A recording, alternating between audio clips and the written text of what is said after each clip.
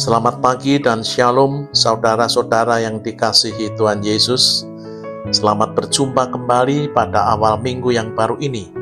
Dan saya berharap saudara-saudara tetap dalam berkat Tuhan senantiasa. Sebelum kita membaca dan merenungkan firman-Nya, mari kita mohon pimpinan Roh Kudus dalam doa.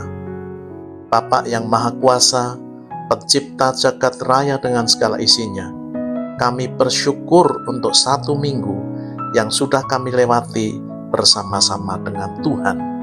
Dan mengawali hari-hari pada sepanjang minggu ini, kami mohon pimpinan dan arahan dari firman yang akan kami baca dan renungkan. Cerahi hati kami agar kami mengerti dan dapat melakukan firman-Mu. Dalam nama Tuhan Yesus, amin. Tema renungan minggu ini yakni mengalami kemustahilan. Teks diambil dari Kejadian 26 ayat 1 hingga ayat yang ke-13. Dan saya hanya membaca beberapa ayat saja dan saudara yang melengkapi membaca seutuhnya. Maka menaburlah Ishak di tanah itu, dan dalam tahun itu juga ia mendapat hasil 100 kali lipat, sebab ia diberkati Tuhan. Dan orang itu menjadi kaya, bahkan kian lama kian kaya, sehingga ia menjadi sangat kaya.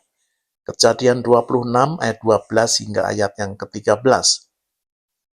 Bapak, Ibu, dan saudara-saudara yang dikasihi Tuhan Yesus, Ishak adalah orang beriman.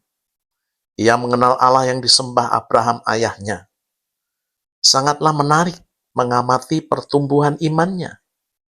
Ia lahir ketika Abraham berusia 100 tahun dan Sarah 90 tahun. Pengalaman ini pasti ia dengar langsung dari ayah dan ibunya sendiri. Bagaimana orang yang telah berusia lanjut dapat memiliki anak. Pastilah Tuhan yang mereka sembah Maha Kuasa dan setia pada janji-janjinya. Di dalam mendidik Ishak, pasti Abraham mengajarkan sifat-sifat Allah yang ia alami sendiri dalam perjalanan hidupnya. Bahwa ia Maha Kasih, Maha Kuasa, Maha Tahu, setia pada janji-janjinya. Dan bagaimana Allah memimpin dirinya ketika meninggalkan Ur Kasdim hingga tiba di tanah Kanaan, dan bagaimana Allah meminta untuk mempersembahkan Ishak, anak tunggalnya, sebagai korban bakaran, dan menggantikannya dengan seekor domba jantan, dan juga pengalaman-pengalaman lainnya. Pengalaman iman yang nyata inilah yang memberi pengaruh kuat pada pertumbuhan imannya. Bagaimana dengan kita sebagai orang tua merefleksikan pada diri kita? Memang kita perlu menyadari bahwa pengetahuan dan pengalaman bersama Allah ini merupakan kunci utamanya. Penting sekali mendidik anak-anak melalui pengenalan dan pengalaman kita bersama Tuhan. Pengalaman hidup bersama Tuhan dalam keluarga berbicara jauh lebih kuat daripada sekedar menyampaikan pengetahuan secara intelek. Saudara-saudara yang Tuhan kasihi, kita kembali ke teks kita. Ada bencana kelaparan di negeri itu. Negeri itu menunjuk tanah Kanaan seluruhnya. Dan Ishak meninggalkan Beersheba, di mana ayahnya tinggal, dan pergi ke Gerar, kepada Abimelech, raja orang Filistin. Lalu Tuhan menampakkan diri kepadanya, serta berfirman, "Janganlah pergi ke Mesir, diamlah di negeri yang akan kukatakan kepadamu. Tinggallah di negeri ini sebagai orang asing, maka aku akan menyertai engkau dan memberkati engkau." Mengapa Tuhan melarang Ishak pergi ke Mesir? Pertama, ini merupakan jawaban Tuhan bagi pergumulannya. Kedua, Allah ingin menguji kesetiaan dan ketaatan Ishak kepada dirinya. Ketiga, Allah ingin menunjukkan bahwa Dia setia dan sanggup memberkati umatnya di tengah bencana kelaparan tersebut. Dan Ishak menaati Tuhan, dan Tuhan berkenan serta memberkatinya. Ia menetap di Gerar, di negeri orang Filistin. Di tengah-tengah perikop ini, ada episode yang mirip dengan pengalaman Abraham di Mesir maupun di Gerar dengan Abimelekh.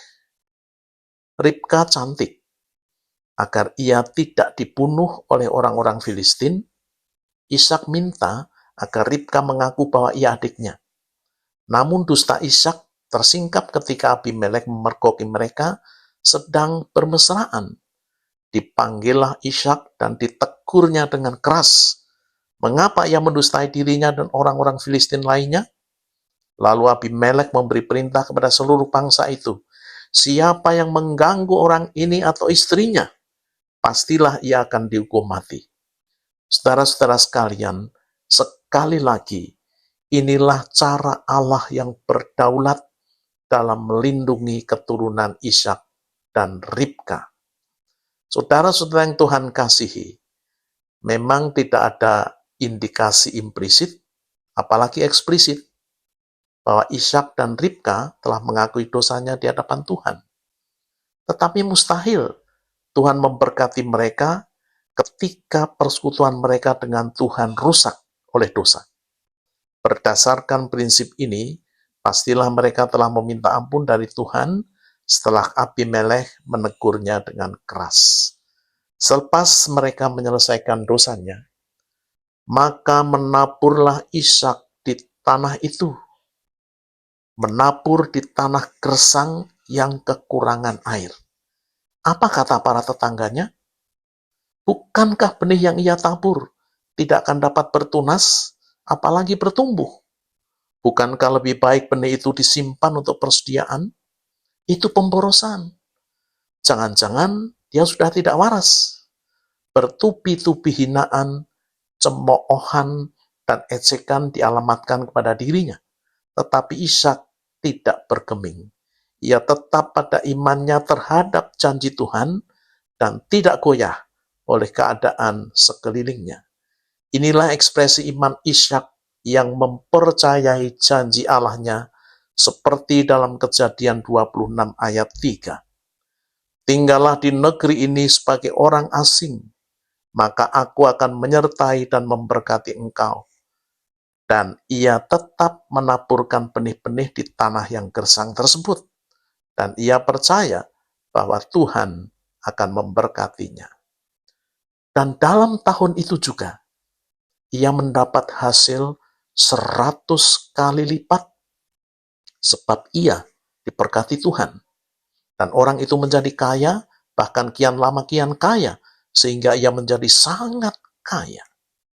Kekayaan Ishak merupakan berkat dari Tuhan. Karena Ishak mempercayainya dan berani mengambil langkah iman yang ekstrim untuk menabur di tanah gersang. Saudara-saudara yang Tuhan kasihi, ketika saya berkeluarga selama 3 tahun, dengan bayi cantik umur 1 tahun, saya tinggal di rumah sewa kecil di daerah Jakarta Timur. Kami hidup sangat sederhana. Bus dan mikrolet sarana transportasi kami. Penghasilan saya pas-pas dan tidak menentu. Buku tabungan tidak punya, apalagi tabungannya. Tetapi kami hidup bebas dari hutang. Seandainya saya berhutang karena tidak bisa membeli beras atau susu, saya akan berhenti melayani Tuhan. Dan saya akan bekerja dengan ijazah sarjana negeri saya, seperti kawan-kawan saya lainnya. Tetapi Tuhan saya hebat. Saya tetap dipakainya melayani Dia hingga saat ini dan tidak pernah berhutang karena kekurangan. Suatu waktu Tuhan berkati kami dengan uang yang berlebih dalam 1 bulan. Ini pertama kalinya kami dapat menyisihkan berkat-Nya. Tiba-tiba tanpa diduga, adik saya datang dan minta sejumlah uang untuk membayar kuliah. Dan yang dia minta tepat seperti sejumlah uang yang kami sisihkan tersebut. Saya dan istri saling berpandangan dan tertawa kecil bersamaan. Singkatnya, kelebihan uang tersebut kami berikan kepadanya. Dan bulan berikutnya, Tuhan memberi kelebihan yang lebih banyak lagi. Ini merupakan pengalaman kecil, tetapi sangat berarti untuk kami lebih mempercayainya. Mari saudara-saudara, agar supaya kita dapat mengalami hal-hal yang nampaknya mustahil, perhatikan beberapa hal ini. 1. Percayai Allah dan jangan pernah meragukan janjinya. 2. Jangan goyah meski keadaan sekitar tidak mendukung. 3. Ambil tindakan iman meski tidak masuk akal. 4. Bersabarlah dalam menantikan hasilnya. Dan terakhir, alamilah kesetiaan Tuhan dalam hidupmu. Amin. Mari kita berdoa. Bapa, terima kasih untuk firman Tuhan yang telah kami dengar dan terima. Berkati kami yang mempercayai dan menaati firman-Mu, dan tolong kami agar kami mengalaminya sendiri, sehingga kami dapat menceritakannya kepada anggota-anggota keluarga, sahabat, dan teman-teman lainnya. Dalam nama Tuhan Yesus. Amin. Saudara-saudara, sekarang terimalah berkat yang daripadanya. Tuhan memberkati saudara dan melindungi saudara. Tuhan menyinari saudara dengan wajah-Nya dan memberi saudara kasih karunia. Tuhan menghadapkan wajah-Nya kepada saudara dan memberi saudara damai sejahtera. Amin.